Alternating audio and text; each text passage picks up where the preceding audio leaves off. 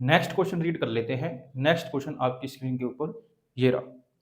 Monika limited has quick ratio of 1.5:1. Its working capital is 1,20,000 and its inventories are of 80,000. Total assets of 3,80,000 and total debts of rupees 2,80,000. Calculate debt to equity ratio. हमने इस question को अच्छे से read करा। Read करने के बाद हमें पता चला ये क्वेश्चन तो same to same last question की तरह ही है, प्रीवियस क्वेश्चन की तरह ही है।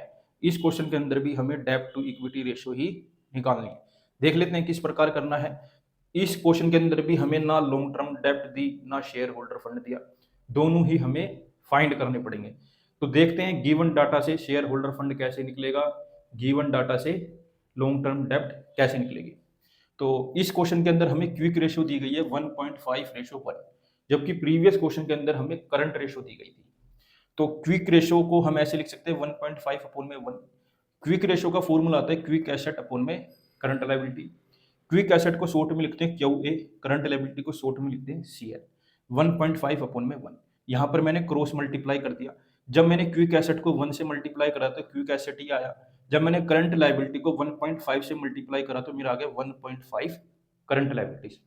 अब हमें क्विक एसेट का फॉर्मूला अच्छे से पता है कि क्विक एसेट बराबर होती है current asset minus inventory minus prepaid expenses is equal to 1.5 current liability. ऐसे ही है, करंट एसेट ऐसे ही है। इन्वेंट्रीज हमें क्वेश्चन में गिवन है 80,000 माइनस प्रीपेड एक्सपेंसेस 0 है इक्वल टू 1.5 करंट लायबिलिटीज।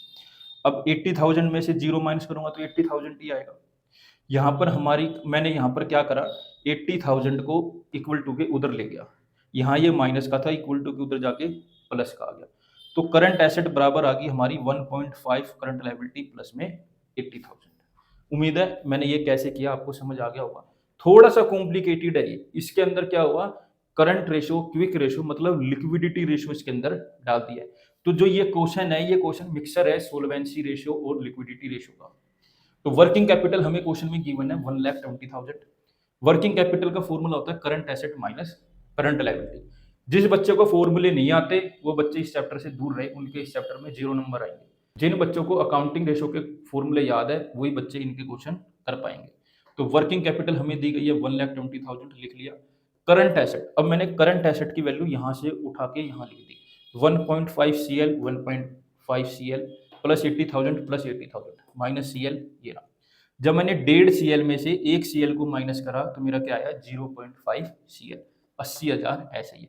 अब मैंने क्या करा, 80,000 को इक्वल टू के उधर ले गया, यहाँ ये प्लस का था उधर जाके माइनस का हो गया। 1,20,000 में से जब 80,000 जाएंगे तो क्या आएगा 40,000। तो 40,000 बराबर है 0.5 CL के।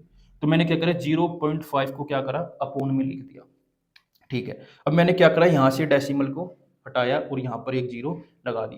तो ये हो गया 4 लाख अपोन में 5।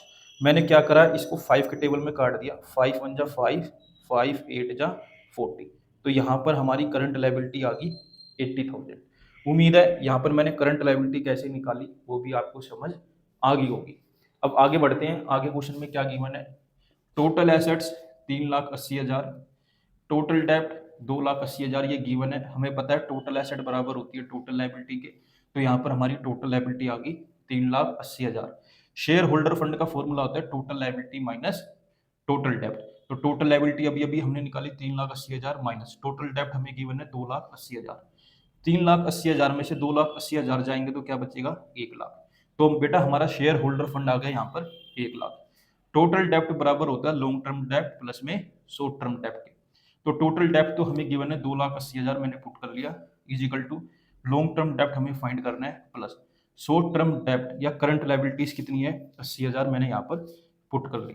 अब 80,000 यहाँ पर प्लस का इक्वल टू इधर आएगा तो क्या हो जाएगा माइनस का।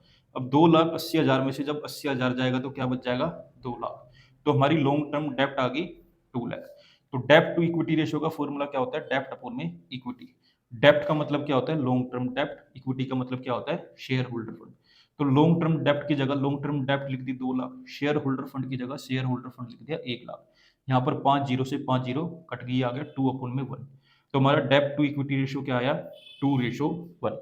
मुझे उम्मीद है आपको यह क्वेश्चन जरूर समझ आया होगा। अगर नहीं आया तो इस वीडियो को एक बार और देख लेना, समझ आ जाएगा।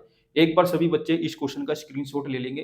प्लस एक और बात बोलना चाहता हूँ, देखिए अगर आप चाहते हैं आपको ये क्वेश्चन अच्छे से आए तो इन क्वेश्चन को अपने आप भी करके देखना। अगर ना आए तो वीडियो की हेल्प लेना। Thank you for watching. Screenshot ले लो।